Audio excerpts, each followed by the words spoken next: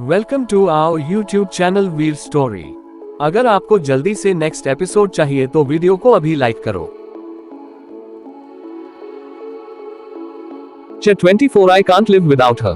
अब तक कमरे में दाखिल होते ही कार्तिक की नजर रेयांश पर गई, जो चुपचाप बालकनी में बैठा हुआ था। अब आगे कार्तिक ने आदित्य को बेड पर सुलाया, फिर उसने फोन से किसी का नंबर डायल करते हुए बालकनी की तरफ अपना कदम बढ़ा दिया। कॉल कनेक्ट होने तक कार्तिक रेयांश के पास पहुंच चुका था। फोन की दूसरी तरफ से कार्तिक के असिस्टेंट विमल की आवाज आई, बॉस क्या आपको कुछ चाहिए?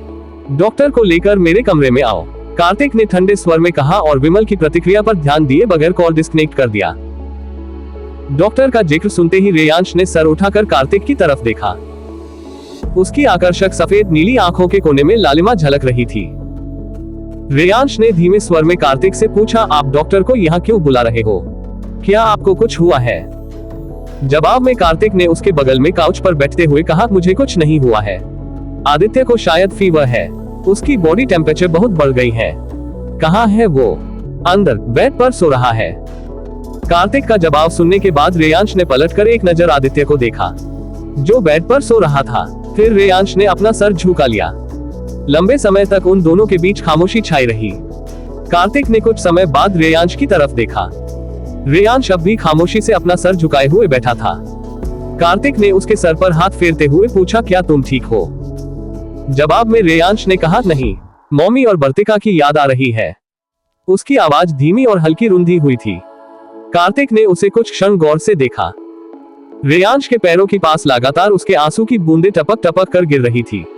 रेयांश रो रहा था मगर उसके मुंह से कोई आवाज नहीं निकल रही थी, सिर्फ आंखों से आंसू बह रहे थे। कार्तिक ने बगैर कुछ कहे नैपकिन रेयांश की तरफ बढ़ा दिया। रेयांश ने भी बगैर कुछ कहे नैपकिन उसके हाथ से ले लिया और धीरे धीरे अपने आंसू पोंछने लगा। थोड़ी देर बाद विमल डॉक्टर की टीम के साथ कार्तिक के कमरे में आया। डॉक्टर्स ने आदित्य को चेक किया। आदित्य को काफी तेज फीवर था, इसीलिए डॉक्टर ने उसे इंजेक्शन भी लगाया और कार्तिक को कुछ प्रिस्क्रिप्शन देने के बाद वो लोग वहां से चले गए। मॉमी, आई वॉन्ट मॉमी, मुझे मॉमी चाहिए, मुझे उनके पास जाना है, प्लीज मुझे मॉमी के पास छोड़ दो। देर रात को आदित्य एकदम से चीखते हुए जागा। उसकी सांसें फूल रही थी और दिल जोरों से धड़क रहा था, मानो कभी भी उछलकर उसके शरीर से बाहर आ जाएगा। कार्तिक, जो बालकनी में खड़ा सिगार के लंबे लंबे कस भरते हुए आसमान की तरफ देख रहा था, आदित्य की चीख सुनते ही वह जल्दी से बेडरूम में आया। रेयांश भी अब तक क्लोजेट रूम से बाहर आ चुका था। उसे नींद नहीं आ रही थी, इसीलिए वह शावर लेने चला गया था। उसने अभी चेंज किया ही था, तभी आदित्य की चीख उसे सुनाई दी और वह जल्दी से बाहर आ गया। आदित्य कार्तिक को देखते ही उससे लिपट गया। उसका शरीर बुरी तरह कांप रहा था। कार्तिक ने उसका पीठ थपथपाते हुए उसे शांत कराने की कोशिश की, मगर आदित्य था कि शांत होने का नाम ही नहीं ले रहा था। उसका रोना फिर से शुरू हो गया था। 1 मिनट में ही आदित्य के आंसुओं ने कार्तिक के शर्ट को आधा से ज्यादा भिगो दिया। कार्तिक ने आदित्य का सर सहलाते हुए कहा, Aditya, calm down, brave boys don't cry. No, I am not brave daddy. I don't want to be brave. I want mommy. Please, I can't live without her. Aditya ने कार्तिक के गर्दन में अपना चेहरा छुपाकर रोते हुए कहा। उसकी बातों ने कार्तिक को शब्दहीन बना दिया था। उसे समझ ही नहीं आ रहा था कि वो अपने बेटे को कैसे समझाए, कैसे उसे उस कड़वे सच्चाई से रूबरू कराए, जो उनकी जिंदगी का भयानक सच बन चुका था। कार्तिक ने बड़ी ही जद्दोजहद के बाद आदित्य को शांत कराकर दोबारा सुलाया।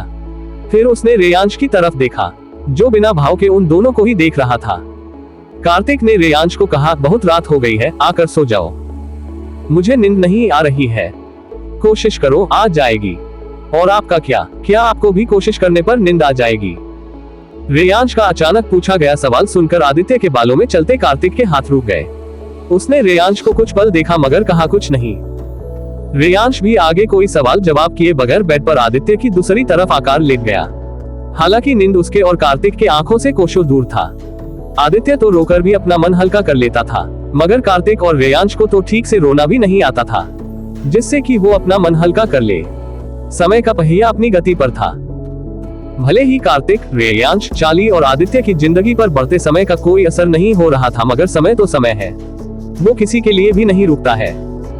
देखते ही देखते घंटे दिन में, दिन हफ्तों में और हफ्ते महीनों में बदल गए।